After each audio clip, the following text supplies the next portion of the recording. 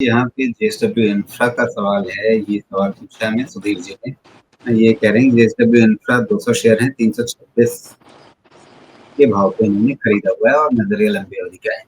तो इनके लिए क्या बेहतर रहेगा आगे चल करके? लॉन्ग टर्म के लिए है 326 पे। जी। तो देखिए 326 पे पहली चीज़ जो आपने लिया है और अगर अभी लिया है तो मेरा यही कहना रहेगा कि स्टॉक काफ़ी ओवरबॉट ओवर हीटेड जा रहा था, यहाँ पे तो खैर नहीं लेना चाहिए था।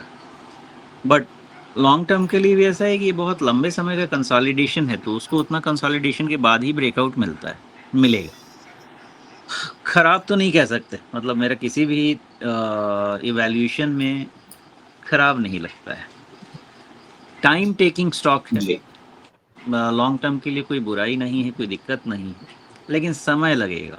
और बाकी रिस्क डेफिनेशन तो सबको पता है कि हर स्टॉक का अपना अपना रिस्क है, इसमें भी रिस्क देखना चाहिए। आपने 326-36 जहाँ पे भी लिया है, एक 320 के हाँ, आसपास इसको वॉच 326 ही कर। है और अभी बेशक ये 294 के आसपास से चल रहा है, लेकिन अब देखिए तो ये काफी हद तक ये बार-बार वही 350 के ऊपर जाके अटकता था।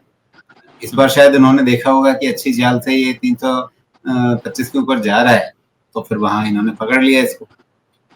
हाँ वो ठीक है, लेकिन ओवर हीटेड है ना, काफ़ी ज़्यादा ओवर हीटेड स्टॉक। तो थ्रोबैक जी। होता है, लेकिन यही है कि फोमो में थ्रोबैक कब होता है वो समय बताता है, वो पता नहीं चलता है। इस पैटर्न में होता बिल्कुल। ऐसा है कि ऑल टाइम हाई टच हो जाता है, ऑल टाइम हाई पियर्स भी हो जाता है, और फिर या नहीं उसके बाद करेक्शन होता है, फिर कंसोलिडेशन होता है। बट सम फाइंड है, मैंने तो देखा यही है कि ये सब चीज़ें आगे निकल जाती हैं, और इंफ्रास्ट्रक्चर स्टॉक है, रिलेटेड स्टॉक है, तो ऑफ कोर्स लॉन्ग टर्म में बहुत इश्यू तो नहीं रहेगा इसको।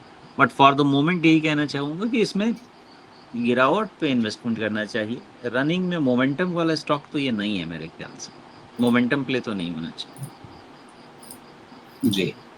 तो अभी तो जब मोमेंटम दिख ही रहा है, तो वैसे में ये प्रॉफिट प्रोटेक्ट करने के लिए क्या सोच सकते हैं? हालाँकि इन्होंने लिखा है लॉन्ग टर्म का इनका है नज़रिया, तो उसमें फिर ये क्या आराम से जहाँ से चाल शुरू हुई है उसके आसपास रिस्क मैनेज करना मुनासिब रहेगा इनके लिए, या उससे ऊपर कोई लेवल ऐसा दिखता है?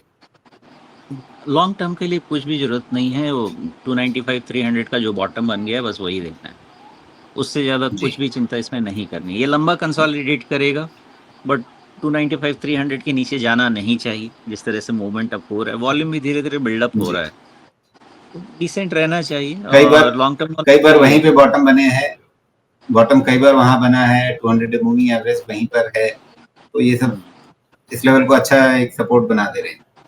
बना दे बनना चाहिए, ओके। इसलिए उसके जी। पहले बहुत ज़्यादा इशू नहीं होना चाहिए।